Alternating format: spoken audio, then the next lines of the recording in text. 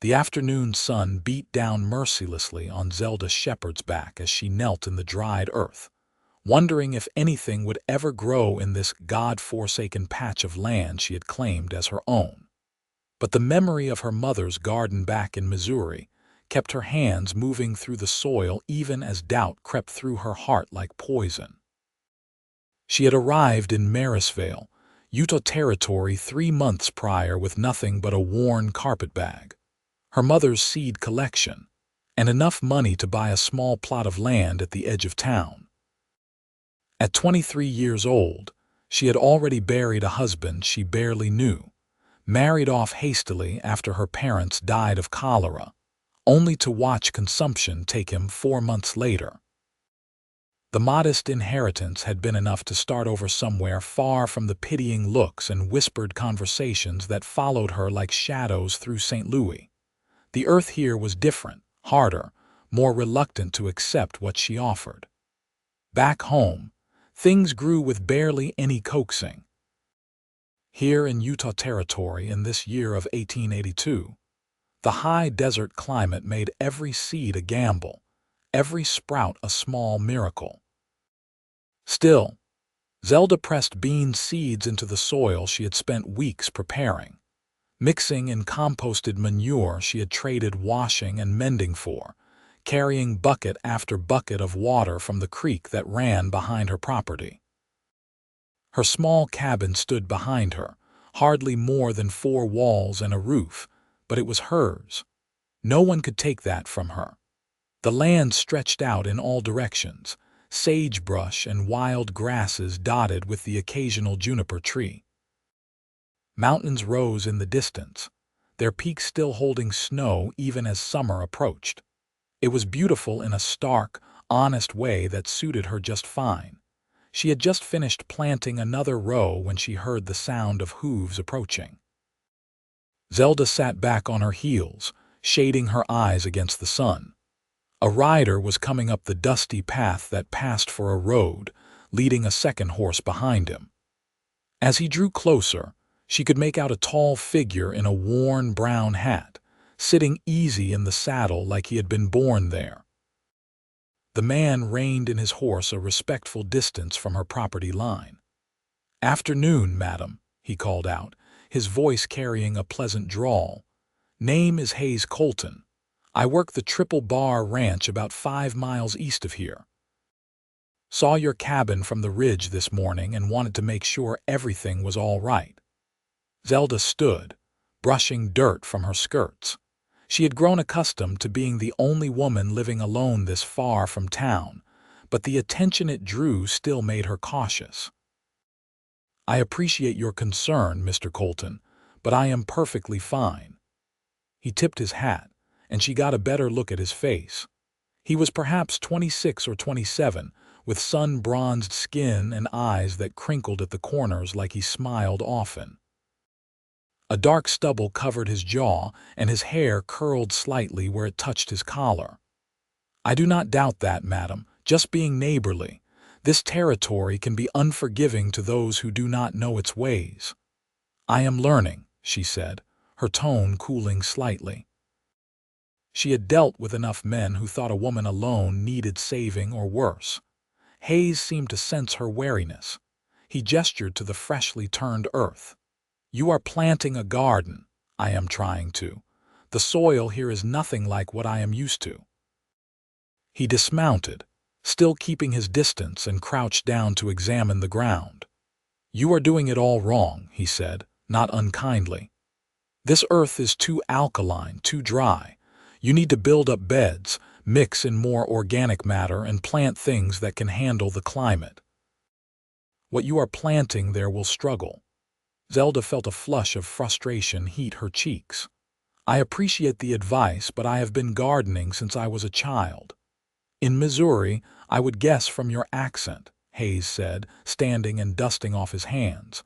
"But this is not Missouri, madam. The growing season is shorter, the rain is scarce, and the sun is relentless. Those bean seeds you are planting need to go deeper, and you will want to shade them once they sprout." She wanted to argue, but something in his manner stopped her.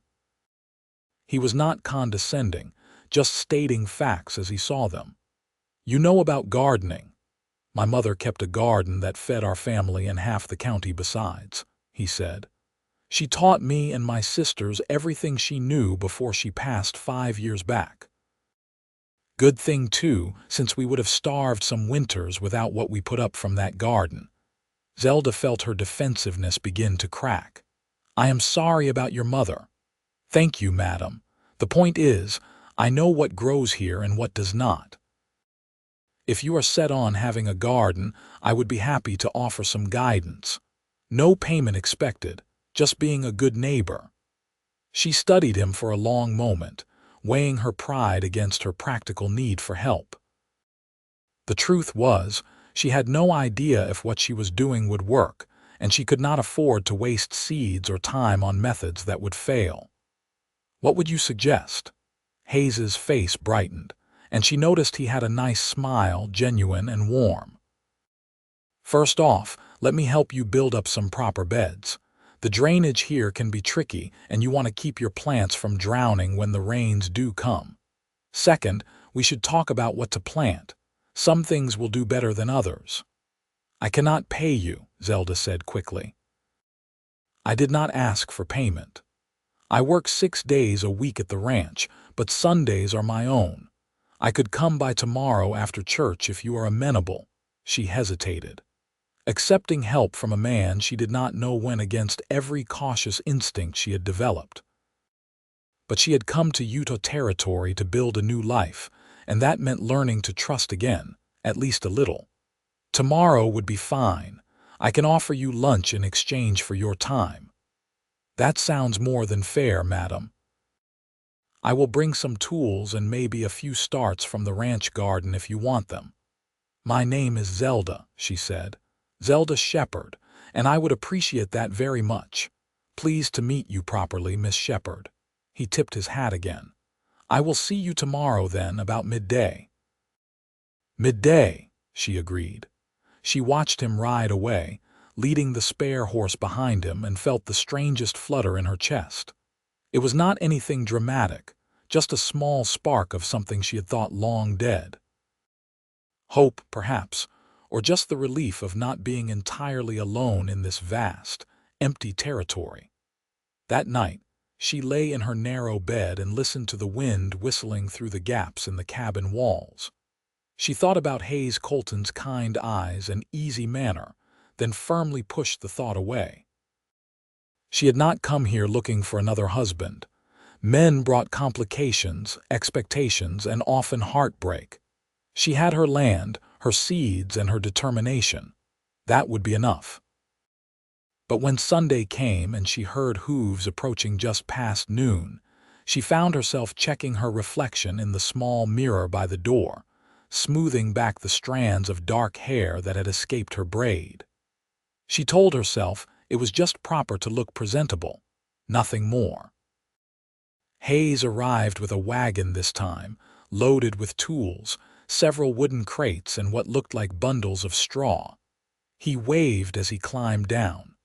"Morning, Miss Shepherd. I hope you do not mind, but I brought more than I mentioned.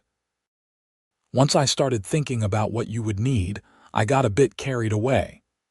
"That is very generous of you," Zelda said, walking out to meet him. She had dressed in her most practical calico dress, but she had taken care with her appearance nonetheless. "What is all this?"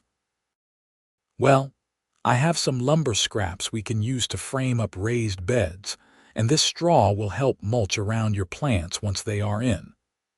I also grabbed some seedlings from our garden, mostly tomatoes and peppers that are already established. They will give you a better start than seeds at this point in the season." They spent the next hour working side by side, Hayes showing her how to construct simple but sturdy frames for raised beds. He worked with practiced efficiency, measuring and cutting, hammering boards together while explaining what he was doing and why. Zelda found herself impressed not just by his skill, but by his patience in teaching her. "My husband never wanted me to understand how things worked," she said without thinking, then immediately regretted the words. Hayes paused in his hammering and looked at her directly. "Then your husband was a fool, begging your pardon for speaking ill of the deceased." "He was not a bad man," Zelda said slowly. "Just old-fashioned. He believed women should tend the house and nothing more." "My father believed women should tend whatever needed tending, same as men," Hayes replied. "Made for a better partnership, or so he always said. He and my mother worked their ranch together, shared everything. That is how I always figured a marriage should be." "Is that why you are not married?" The question slipped out before she could stop it, too forward, too personal. "I apologize, that was inappropriate," Hayes chuckled. "No offense taken. The answer is simple enough. I have not found a woman willing to put up with a cowboy who smells like cattle most days and whose idea of a good time is fixing fence line." "Somehow I doubt that is the full truth," Zelda said, surprising herself with the teasing note in her voice. "Maybe not," he admitted. "Truth is, ranch work does not leave much time for courting, and the women I have met in town always seem to want something I cannot give.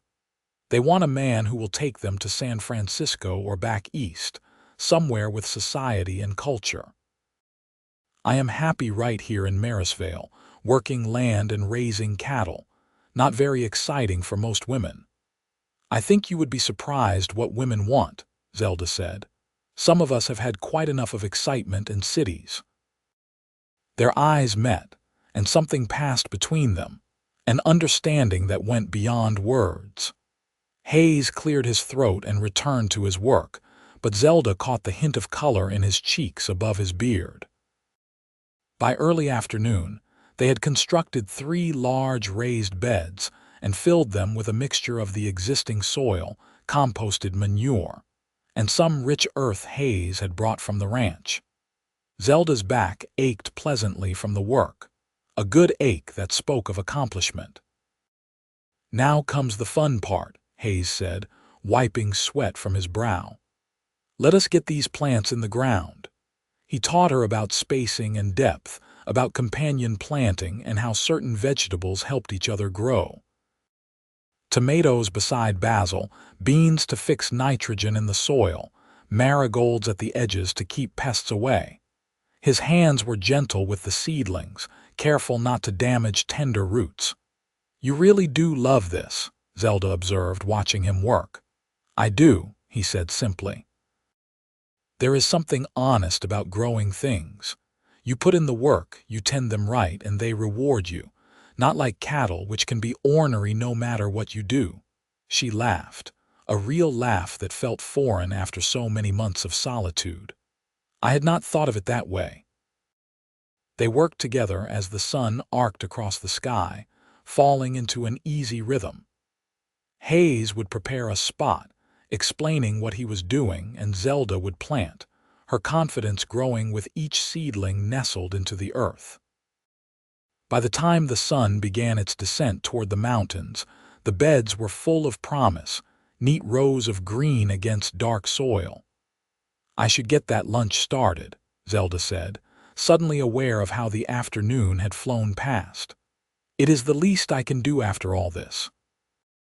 "Only if it is no trouble," Hayes said, though his expression suggested he hoped she would insist.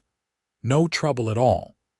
Inside the cabin, Zelda felt suddenly self-conscious about her modest accommodations. The single room held her bed in one corner, a small table with 2 chairs, a cook-stove, and precious little else. But Hayes did not seem to notice or care. He washed up at the basin she indicated, then sat at her table looking perfectly at ease. She had prepared a beef stew the night before, knowing she would need something she could serve quickly.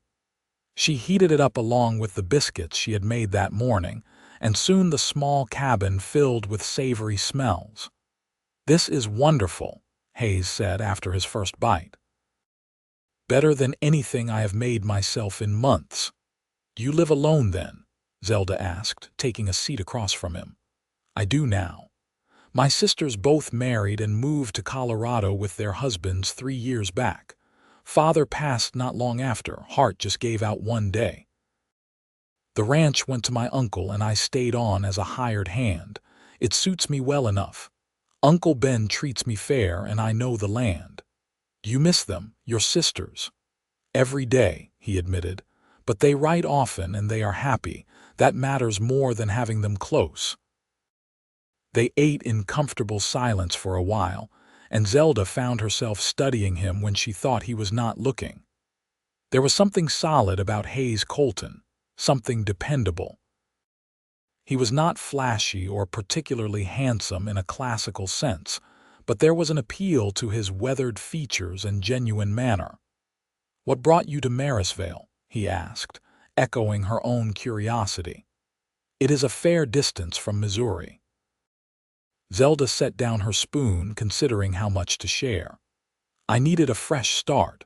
My parents died, then my husband shortly after. I had a small inheritance and wanted to go somewhere no one knew me, somewhere I could build something of my own." "That takes courage," Hayes said. "Most women in your position would have found another husband quickly for security if nothing else." "I considered it," Zelda admitted. "There were offers. But I married the first time because I had no choice, because society and circumstance pushed me into it. I decided if I ever married again, it would be because I wanted to, not because I needed to." "That seems a wise philosophy. Does it bother you," she asked suddenly, "that I am a widow? Some men find it unsettling." Hayes met her gaze steadily. "Why would it bother me? You loved and you lost." "That just means you know how precious these things are, how not to take them for granted." The simple acceptance in his words made her throat tight. "Thank you for understanding." "Thank you for the excellent meal," he replied, finishing the last of his stew. "And for letting me help with your garden. Truth be told, I have missed having a proper garden to tend. The ranch garden is practical, nothing more." "You are welcome here any time you want to check on it," Zelda said, then added more boldly, "or even if you just want company." Hayes's smile could have lit up the dim cabin. "I would like that very much, Miss Shepherd." "Zelda, please. After spending the day digging in dirt together, I think we can dispense with formalities." "Zelda," he repeated, and she liked the way her name sounded in his voice. "Then you should call me Hayes."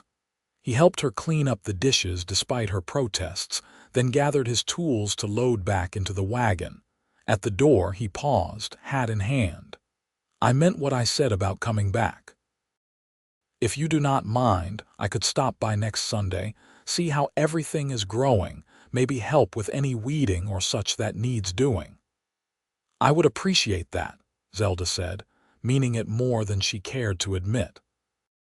She watched him drive away, the wagon rattling over the uneven ground, and touched her fingers to her lips, surprised by the smile she found there. It was too soon to call it anything serious, but she could not deny the warmth that had taken up residence in her chest, like the first green shoot pushing through soil after a long winter. The following week passed slowly. Zelda tended her garden with renewed enthusiasm, watching for any sign of growth. She watered carefully in the early morning and late evening as Hayes had instructed, checked for pests, and pulled the few weeds that dared appear. The seedlings he had transplanted seemed to be thriving, their leaves reaching toward the intense Utah sun. She found herself thinking about Hayes at odd moments. While she was drawing water from the creek, while she was mending her spare dress by lamplight, while she was lying in bed listening to coyotes howl in the distance. She tried to keep her expectations reasonable. He was being neighborly, nothing more. But her heart seemed to have its own ideas, quickening whenever she thought she heard hooves on the road, sinking with disappointment when the sound faded away without anyone appearing. On Wednesday, she went into town for supplies, trading eggs from the chickens she kept for flour, sugar, and a small bit of coffee. Marysville was not much, just a main street with a general store, a saloon, a church, and a scattering of other businesses, but it served the scattered ranches and mining claims in the area well enough. Mrs. Patterson, who ran the general store with her husband, was a gossip but good-hearted. "I hear you have been getting help with that garden of yours," she said as she weighed out Zelda's flour. Word traveled fast in small towns. "Hayes Colton was kind enough to offer some advice," Zelda said carefully. "That is a good man," Mrs. Patterson said with approval. "Known the Colton family since they first came to the territory 15 years back. His mother was a saint, and Hayes is cut from the same cloth. Works hard, treats people decent, does not drink or gamble his pay away like some of the hands." "He was very helpful," Zelda said, not wanting to encourage too much speculation but pleased to hear Hayes spoken of so well. "You could do worse," Mrs. Patterson said meaningfully. "A woman alone needs someone she can depend on, and Hayes is as dependable as they come." Zelda felt her cheeks warm. "We barely know each other." "Well, that is what courting is for, getting to know someone." Mrs. Patterson wrapped the flower in brown paper and tied it with string. "I am just saying, do not let pride keep you from accepting a good thing when it comes along." The words stayed with Zelda as she made her way back to her cabin. Was that what this was, the beginning of courting? The thought made her nervous and excited in equal measure. She had been courted before, briefly, by the man who became her husband, but that had been a rushed, awkward affair arranged more by families than by any mutual attraction. This felt different, organic and genuine in a way that first experience had not been. Sunday finally arrived, and Zelda found herself awake before dawn, too restless to sleep. She baked bread, swept the cabin until not a speck of dust remained, and changed her dress 3 times before settling on a simple blue cotton that brought out her eyes. Then she went out to the garden and tried to keep herself busy weeding, though there were hardly any weeds to pull. Hayes arrived just after noon, right on time, and Zelda's heart did a foolish little skip when she saw him riding up. He had cleaned up more than usual, his shirt looked freshly pressed, and he had trimmed his beard neat against his jaw. "Good afternoon," he called out, dismounting with easy grace. "How is everything growing? See for yourself," Zelda said, gesturing to the beds. They walked through the garden together, Hayes examining the plants with a critical but pleased eye. "You have been taking good care of them. Everything looks healthy. These tomatoes are already setting fruit, see here." He pointed to tiny green nubs forming at the base of yellow flowers. "Really?" "Already?" Zelda leaned in close to see, acutely aware of Hayes's nearness, the way his shoulder almost brushed hers. "Really? You will have tomatoes by late summer if all goes well. The beans are looking good too, and these peppers are happy as can be." They spent the next hour working together, Hayes showing her how to properly stake the tomatoes so they would not sprawl on the ground, how to pinch off suckers to encourage stronger growth. His teaching was patient and thorough, and Zelda found herself absorbing everything like a sponge. "You are a natural at this," Hayes said as they finished tying the last tomato plant to its stake. "I think you just needed someone to show you how things work out here." "I had a good teacher," Zelda replied, meeting his eyes. The moment stretched between them, charged with something neither quite wanted to name yet. Hayes cleared his throat. "I brought something for you," he said, walking back to where his horse was tied. He returned with a bundle wrapped in burlap. "They are raspberry canes from my mother's original plants. I thought you might like to start a berry patch." Zelda unwrapped the bundle carefully, revealing 3 healthy canes with roots wrapped in damp moss. "Hayes, this is too much. These are precious." "Which is why I want you to have them," he said simply. "My mother always said raspberries were for sharing, that they grew best when they were given with an open heart. Besides, I have plenty more where these came from." She looked up at him, touched beyond words. Thank you. This means more than you know.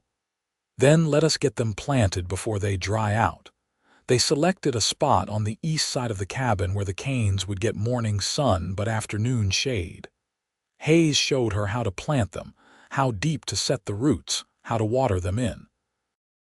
As they worked, Zelda found herself telling him about her mother's garden in Missouri, about picking strawberries on warm June mornings and helping can beans in the steamy kitchen every August.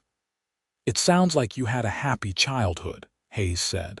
"I did, until the cholera came. It took my parents within a week of each other. I was 19 and suddenly alone."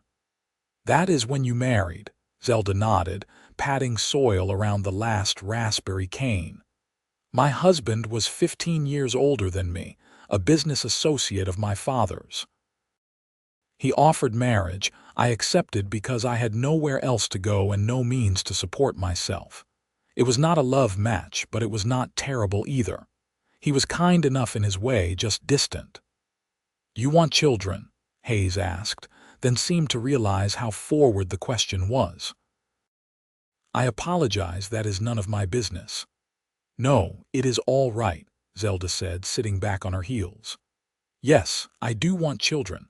I always imagined having a houseful, teaching them to garden like my mother taught me, watching them grow.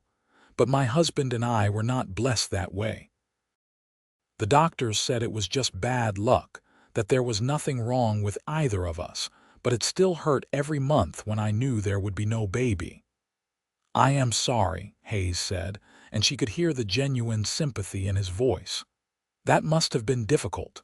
It was. "Part of why I came here was to stop feeling like a failure every day. In St. Louis, everywhere I looked there were mothers with children, reminders of what I did not have. Here, I could just focus on building something new on my own terms." "You are not a failure," Hayes said firmly. "Sometimes things just are not meant to be with certain people. That does not mean they could not be different with someone else." Their eyes met again, and this time neither looked away. Zelda felt her pulse quicken, her breath catch slightly. Hayes reached out slowly, giving her time to pull back, and tucked a loose strand of hair behind her ear. His fingers were warm against her skin, calloused but gentle. "I know we have not known each other long," he said quietly, "but I would like to court you properly if you are amenable. I have thought about little else all week, about you out here alone, about how much I enjoyed our time together last Sunday, about how I would like to spend many more Sundays just like it." Zelda's breath caught in her chest, her heart pounding so hard she was certain he must hear it. Part of her wanted to be cautious, to protect the fragile independence she had only just claimed.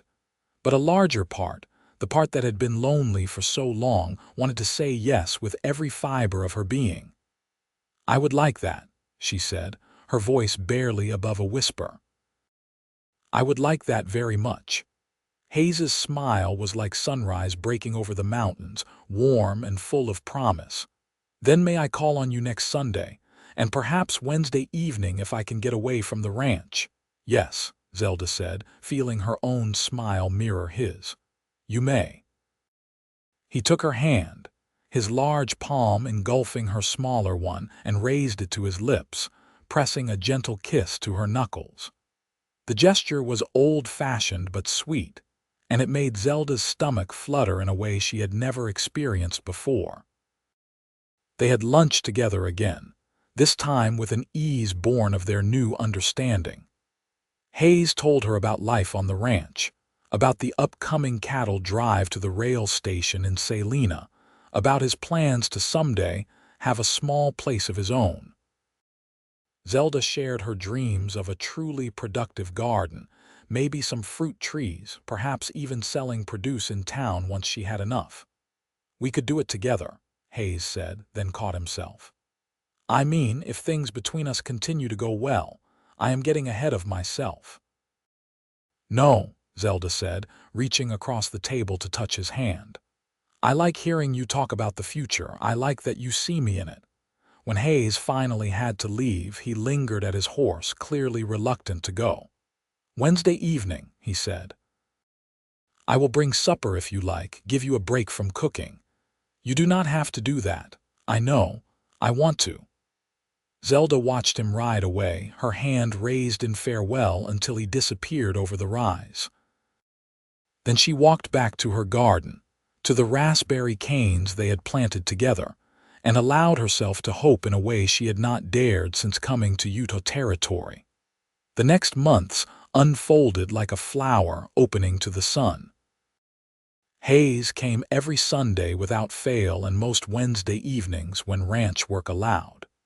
They fell into a comfortable routine of working in the garden, sharing meals, and talking for hours about everything and nothing.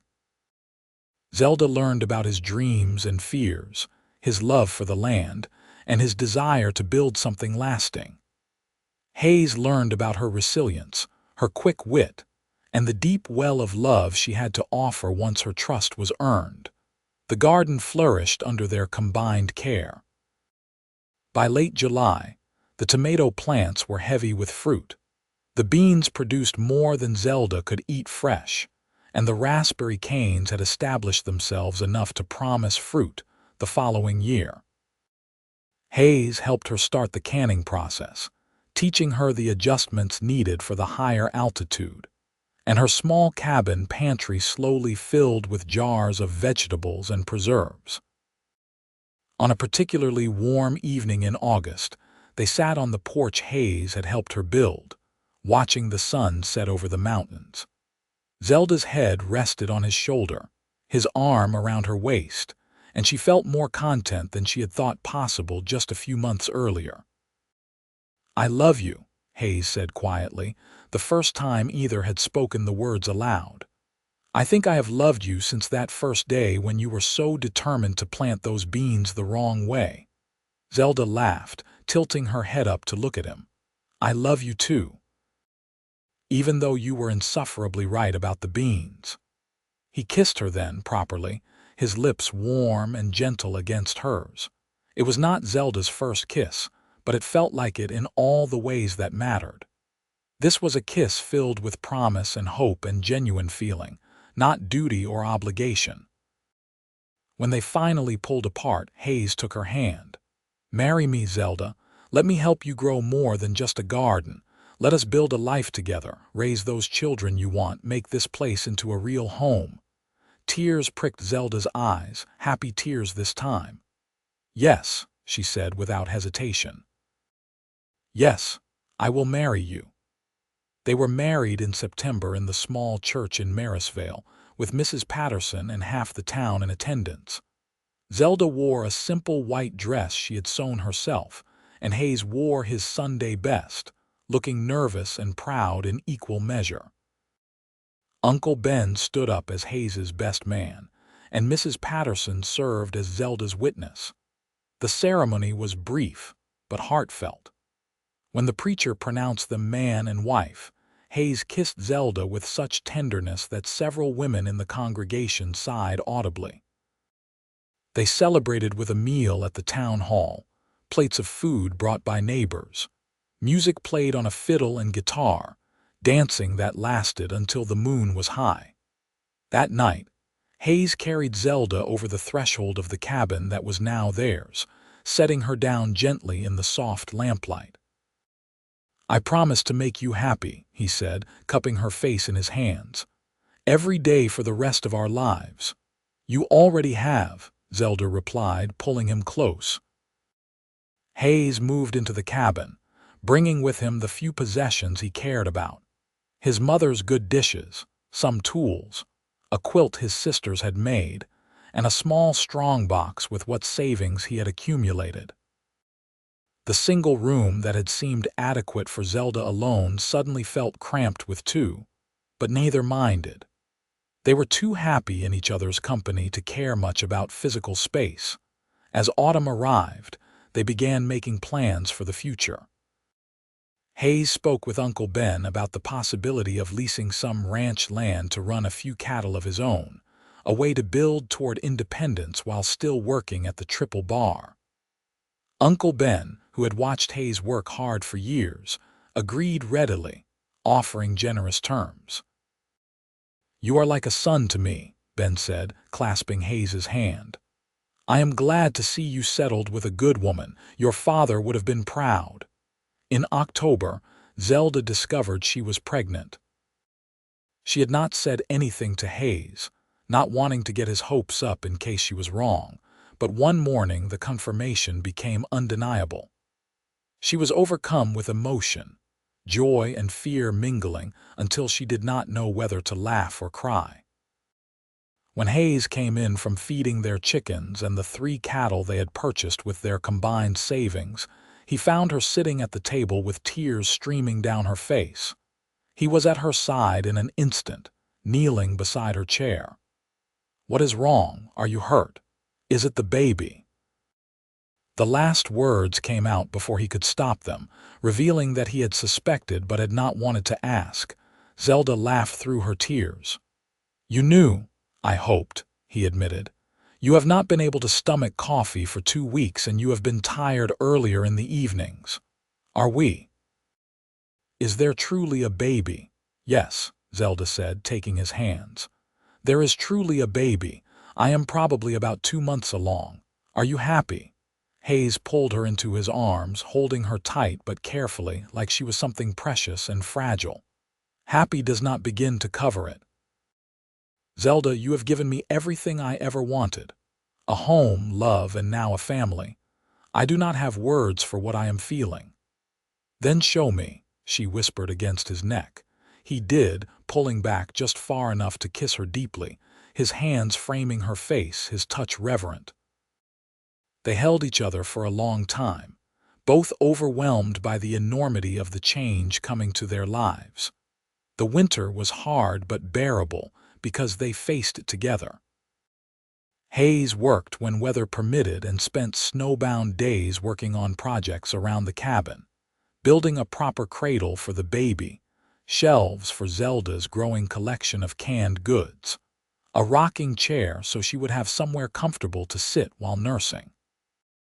Zelda sewed baby clothes from fabric Mrs. Patterson helped her pick out, knitted tiny blankets and caps, prepared as best she could for the arrival of their child. Her pregnancy progressed normally, despite some sickness in the early months, and the general discomfort that came with carrying a child. Hayes was attentive to the point of being overprotective, barely letting her lift anything heavier than a soup pot, taking over all the heavy chores without complaint. "I am not made of glass," Zelda protested one day when he insisted on carrying in the firewood. "No, you are made of something much more valuable," Hayes replied. "You are carrying our child. Let me do this." She learned not to argue, recognizing that his caretaking was how he showed love, how he dealt with his own nervousness about becoming a father. Spring arrived slowly, the snow melting to reveal brown grass that gradually greened as the days lengthened. In late March, Zelda felt the first twinges of labor. She sent Hayes to fetch Mrs. Patterson, who had offered to attend the birth along with Doc Morrison from town. The labor was long and difficult, lasting through the night and into the next day. Hayes paced outside for hours until Mrs. Patterson finally let him in, telling him his wife needed him more than she needed his absence. He held Zelda's hand through the final hours, whispering encouragement, pressing cool cloths to her forehead, and trying not to show his fear when she cried out in pain. Finally, in the early evening of March 28, 1884, their son was born, coming into the world with a lusty cry that proclaimed his strength. Doc Morrison cleaned him up and placed him in Zelda's arms, and she looked down at the tiny, perfect face with wonder. "A boy," she whispered. "Hayes, we have a son." Hayes, who had faced down stampeding cattle and wild horses without flinching, wept openly at the sight of his wife holding their child. "He is perfect. You are perfect. Thank you, Zelda. Thank you for this." They named him Henry Thomas Colton. Henry for Hayes's father, Thomas for Zelda's. He was a healthy baby, strong and demanding, with his father's dark hair and his mother's eyes. Those first weeks were exhausting, filled with sleepless nights and the steep learning curve of new parenthood, but neither Hayes nor Zelda had ever been happier. In April, when Henry was just 3 weeks old, Hayes came home with surprising news. "Uncle Ben wants to sell me 80 acres on the north end of the ranch," he said, barely able to contain his excitement. "Good land, with water access and a meadow perfect for cattle. He is offering it at a price I can actually afford with our savings, plus work credit for the next 2 years." Zelda looked up from nursing Henry. "That is wonderful, but are you sure we can manage it?" "We can if we are smart about it," Hayes said. "We would still live here, but we could run more cattle, maybe even build up a proper herd. In a few years, we could build a bigger house on our own land." "It would be ours, Zelda. Something to pass on to Henry and any other children we might have." "Then we should do it," Zelda said without hesitation. "We came here to build something. This is our chance." They signed the papers in May, and Hayes became a landowner in his own right. The work increased dramatically as he tried to balance his obligations to Uncle Ben with developing their own property, but Hayes thrived on the challenge. Zelda helped as much as she could while caring for Henry, keeping their accounts, planning for the future. That summer, with Henry strapped to her back in a sling Hayes had fashioned, Zelda planted an even larger garden than before. Hayes hired a boy from town to help him with fencing their new property, and slowly their dreams began to take solid shape. They talked late into the night about their plans: a herd of 100 cattle within 5 years, a real house with separate bedrooms and a proper kitchen, maybe even a barn.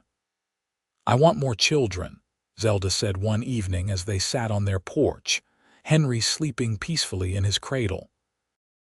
"I know Henry is barely 4 months old, but I loved having siblings growing up. I want that for him."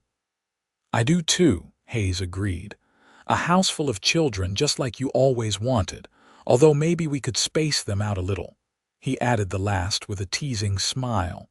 Zelda laughed. "I think that would be wise." Life settled into a new rhythm. Hayes worked from dawn to dusk most days, building their future with his hands and his determination. Zelda managed their home, raised Henry, and contributed however she could, whether through her garden, selling eggs in town, or keeping meticulous records of their expenses and income. They were partners in the truest sense, each supporting the other's strengths, covering for the other's weaknesses. When Henry was 18 months old, Zelda became pregnant again. This time, the pregnancy was easier, her body remembering what to do.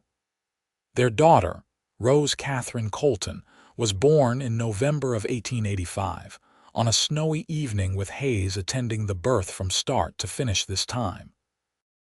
She was smaller than Henry had been, but just as healthy, with a full head of dark hair and a remarkably calm disposition. "2 children," Hayes said wonderingly, holding Rose while Henry toddled around their feet, trying to see his new sister. "We are truly blessed." "We are," Zelda agreed, watching her family with a full heart. "More blessed than I ever imagined possible." By the time Rose was 6 months old, they had saved enough to begin building a proper house on their land. It would take a year at least, Hayes cautioned, maybe more, but he could do most of the work himself with help from Uncle Ben's ranch hands on their days off. The cabin would serve as a temporary quarters while the real house went up. The house began to take shape slowly, board by board, stone by stone. Hayes worked on it every spare moment, driven by his vision of giving his family a real home. Zelda would pack lunches and bring the children out to the building site, where Henry would play in the dirt and Rose would sleep in a basket while Hayes hammered and sawed and slowly built their future. In the spring of 1887, When Rose was nearly 2 and Henry almost 4, they finally moved into the new house. It was not large by some standards, just 4 rooms downstairs and 2 up, but it was solidly built and beautiful in its simplicity. It had a real kitchen with a good stove, a parlor with windows that looked out over the mountains, separate bedrooms, and even indoor plumbing that Hayes had managed through a clever system of pipes and the nearby creek. "Welcome home," Hayes said, carrying Zelda over the threshold just as he had their cabin years before, though this time with 2 children running ahead of them. Zelda looked around at the space they had created together, at the children already exploring their new home, at her husband's face shining with pride and love. "Thank you," she whispered, "for all of this, for building us a life." "Thank you for being worth building it for," Hayes replied, kissing her softly. Their herd grew steadily. Hayes proved to have a good eye for cattle, knowing which to buy and which to pass on, how to manage them through harsh winters and dry summers. By 1888, they had 50 head running on their land, enough to provide a decent income and the promise of more to come.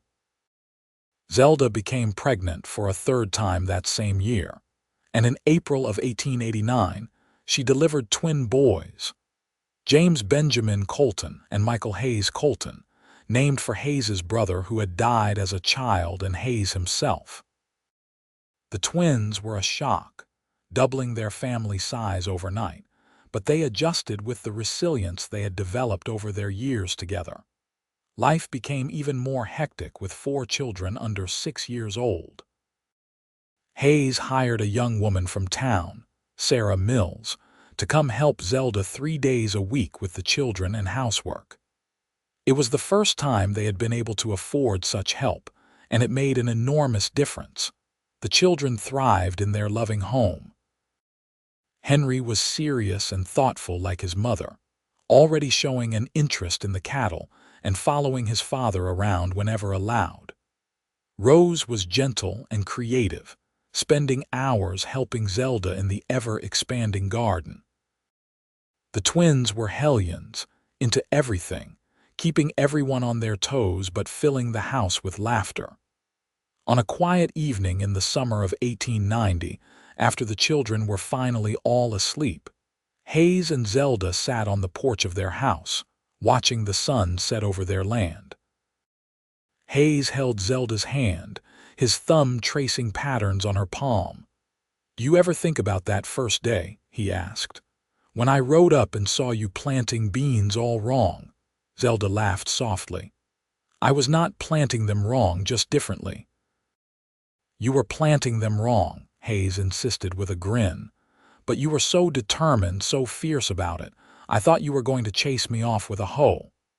"I considered it," she admitted. "But then you said you could help, and something told me to trust you. Best decision I ever made." "Second best," Hayes corrected. "The best was saying yes when I asked to court you. That is the same decision." "Is it? I suppose you are right." He pulled her closer. "I love you, Zelda, more now than even that day I first told you. I did not know it was possible to love someone this much, but you have taught me so much about love, about partnership, about what it means to build something meaningful." "You taught me too," Zelda said, resting her head on his shoulder. "You taught me I could trust again, could open my heart without fear. You showed me what real love looks like, the kind that works alongside you and builds you up instead of trying to diminish you." They sat in comfortable silence for a while, listening to the evening sounds, crickets chirping, cattle lowing in the distance, the whisper of wind through the grass. "You think you want more children?" Hayes asked carefully. "I know 4 is already a handful." Zelda considered the question seriously.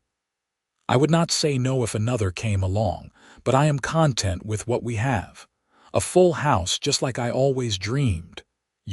I am content," Hayes agreed. "Though if we have another, I hope it is a girl. Rose could use another sister with those 3 wild brothers."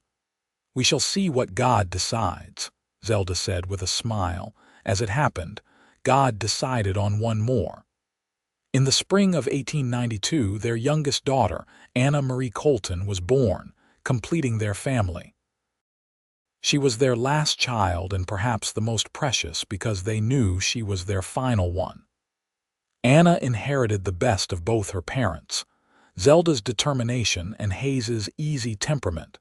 The years that followed were full and busy but deeply satisfying. Hayes and Zelda's ranch continued to grow and prosper. By 1895, they had over 100 head of cattle, several horses, chickens, pigs, and even a milk cow.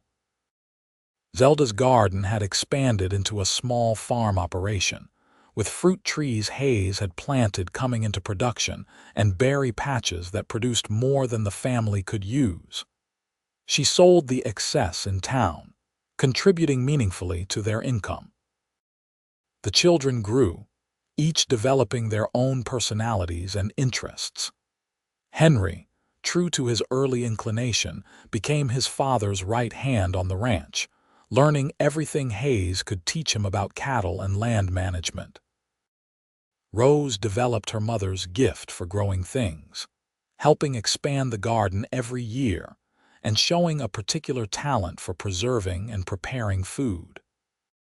The twins, inseparable as ever, were a study in contrasts. James was thoughtful and loved books, while Michael was adventurous and always finding creative ways to get into trouble. Anna, the baby, was adored by everyone and showed signs of being the most stubborn of all the children, a combination of both parents that amused and occasionally frustrated them. In 1896, on a warm Sunday afternoon in June, Hayes and Zelda celebrated their 10th wedding anniversary. The children had helped plan a surprise, with Sarah's assistance, decorating the house with wildflowers and preparing a special meal. Uncle Ben came over along with several neighbors and friends from town who had watched their family grow over the years.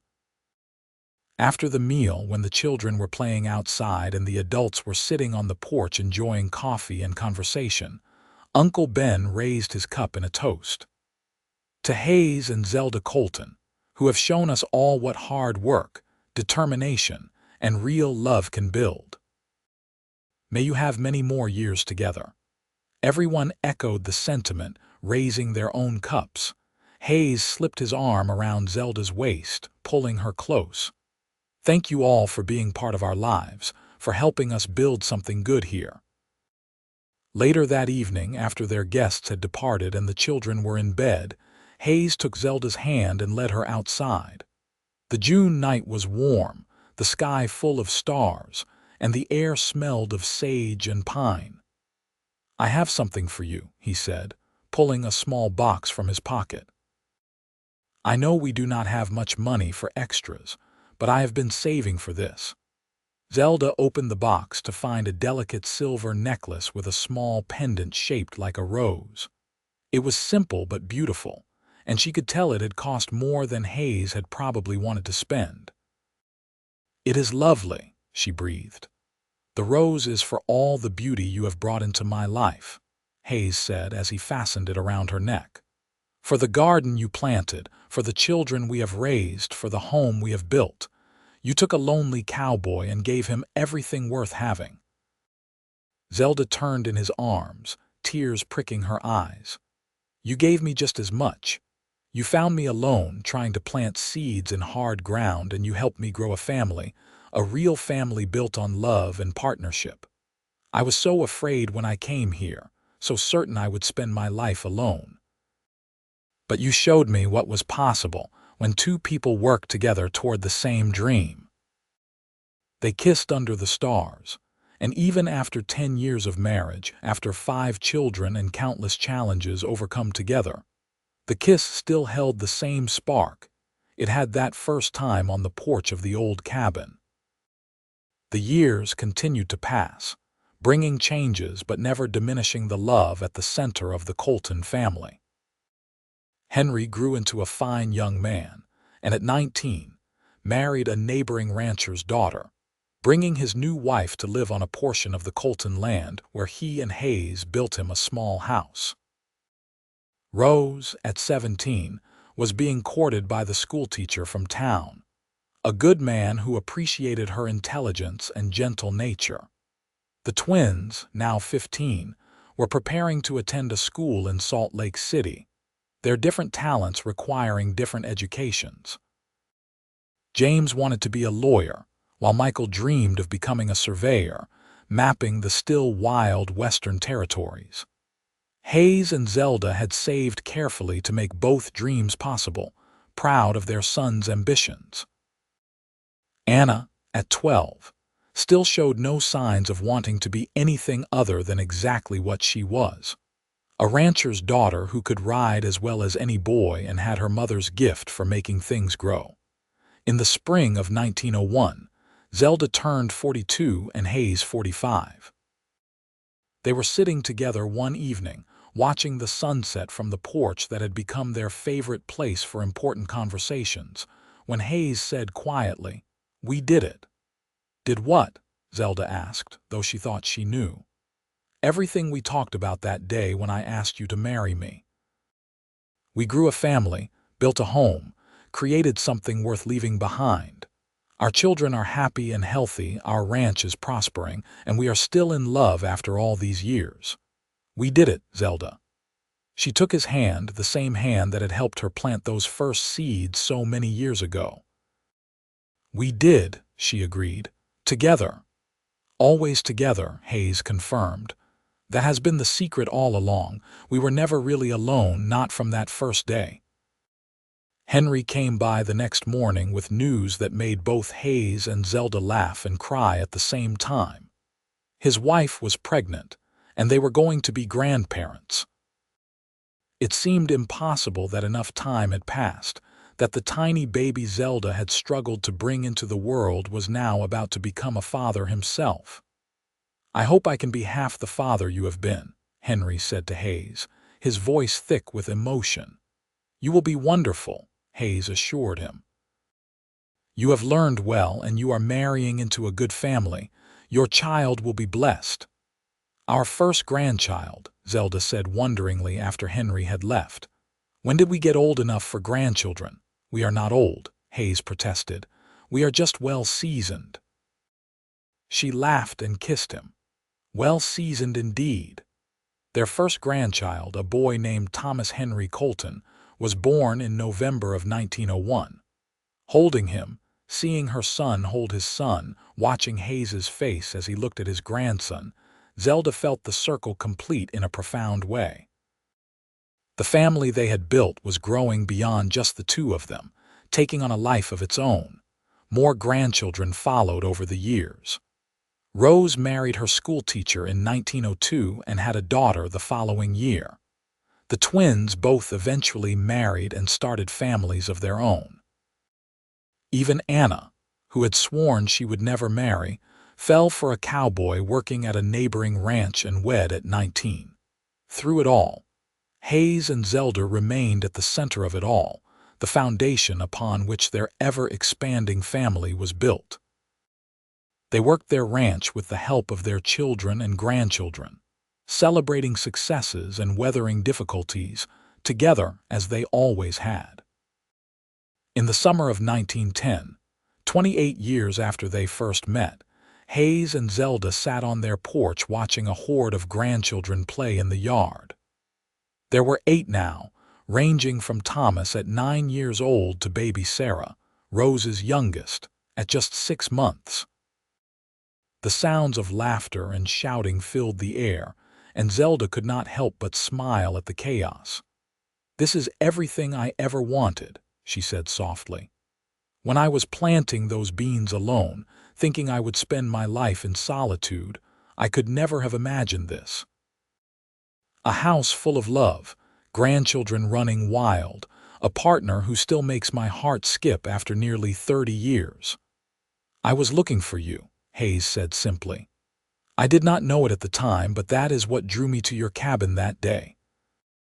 Some part of me recognized that you were the one I had been waiting for." you ever regret it? A simple cowboy could have had a much easier life without a widow to woo and 5 children to raise and a ranch to build from nothing. Hayes turned to face her fully, his eyes still clear and bright despite the silver threading through his hair. Regret? Zelda, loving you and building this life with you has been the greatest privilege of my existence. I was a lonely cowboy going through the motions before you. You gave me purpose, joy, and a reason to strive for something better. Every challenge we faced together. Every success we achieved as partners. I would not change a single moment.